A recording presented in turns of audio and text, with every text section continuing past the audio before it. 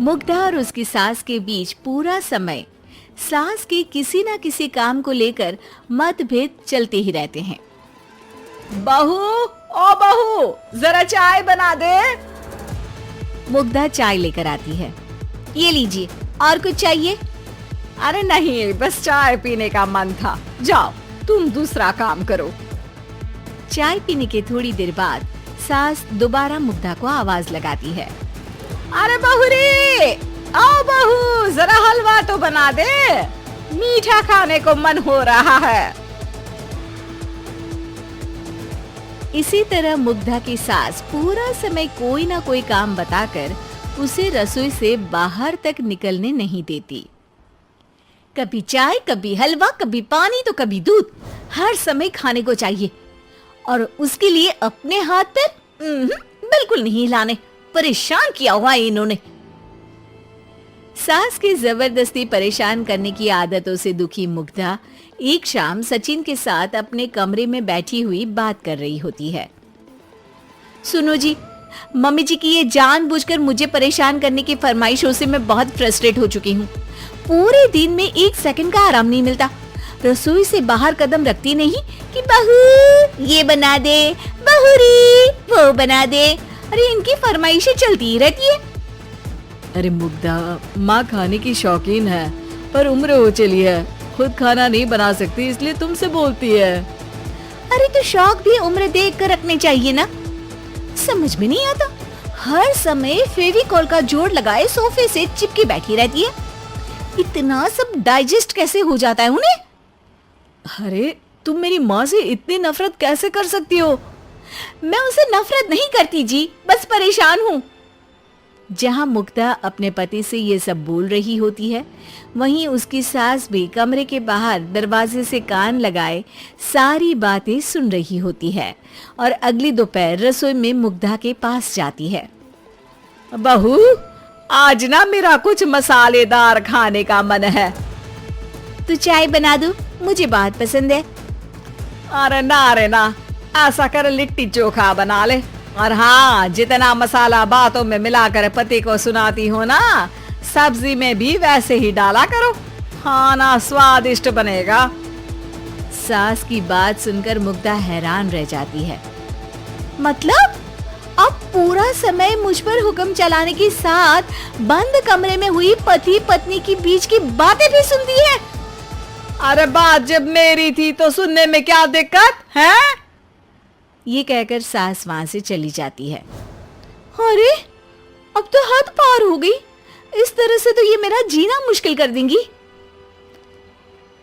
मुग्धा सास की हरकतों से परेशान उसका हल सोचने लगती है और इसी तरह कुछ दिन बीत जाते हैं, जिसमें सास का जन्मदिन आता है।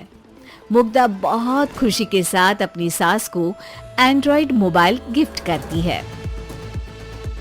मम्मी, आपको सबसे बात करने के लिए बहुत दिक्कत होती है ना, कभी सचिन तो कभी मुझे बोलना पड़ता है, पर इस मोबाइल से आपको कोई दिक्कत नहीं होगी।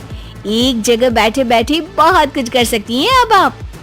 मोबाइल देख सासू माँ खुश हो जाती है, पर उसे इस्तेमाल करना तो आता नहीं, इसलिए साइड में रख देती है।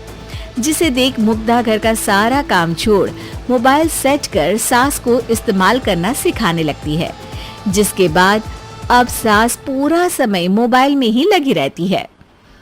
हाय, जब से मम्मी को मोबाइल मिला है मेरी लाइफ में कितनी शांति आई है। अच्छा है, इसी तरह बिजी रहे तो मैं भी सुकून की जिंदगी जी पाऊंगी। अब मुग्धा जब मन करे काम करना, जैसा चाहे वैसा खाना बनाकर खाना, पूरा समय रिलैक्स और खुश रहने लगती है।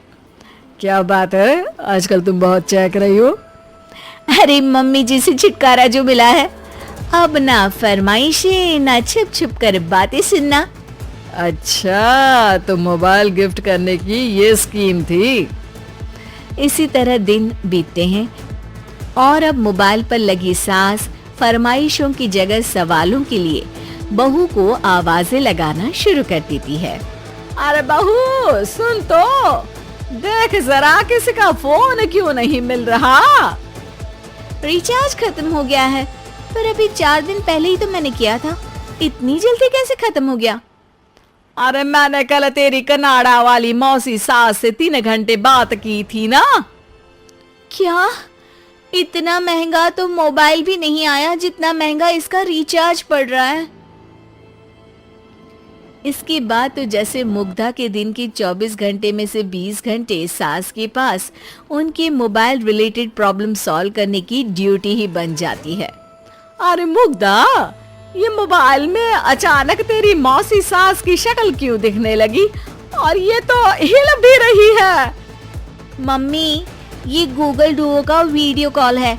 इसमें आप बात करने के साथ एक दूसरे की शक्ल भी देख सकती हो। अच्छा, ये तूने मुझे पहले क्यों नहीं बताया? अब बताने के लिए पहले नहीं बताया। इसी बीच सचिन भी वहां आ जाता है और सास अपनी वीडियो कॉल में बिजी हो जाती है। क्यों, सास बहू में क्या गपशप चल रही है? इसे गपशप नहीं, दिमाग का दही होना बोलते हैं। पर तुम तो मम्मी को मोबाइल देकर बहुत खुश थी, फिर क्या हुआ? हाँ, उसका सुकून भी कुछ ही दिन मिला। अब घर के टंटे खत्म हुए तो मोबाइल की टिंग टिंग शुरू हो गई। देखो भाई, कुछ पाने के लिए कुछ खोना तो पड़ता है। आखिर तुमने मोबाइल अपने फायदे के लिए ही तो दिया है, तो फिर सवालों के जवाब भी देने पड़ेंगे, क्योंकि जब तक उनके हाथ में ये फुथरू रहेगा तुम्हारी लाइफ में प्राइवेसी और सुकून रहेंगे। कहने का मतलब है अगर इससे प्यार बढ़े तो दाग अच्छे हैं। अरे मुझे पहले दिन से ही पता है मोबाइल किस मकसद से दिया गया है, भूलो मत। इससे पहले मैं बातें ही सुनती थी। सास की ये बात सुनकर मुग्धा शॉक में और सचिन हंसता रह जाता है।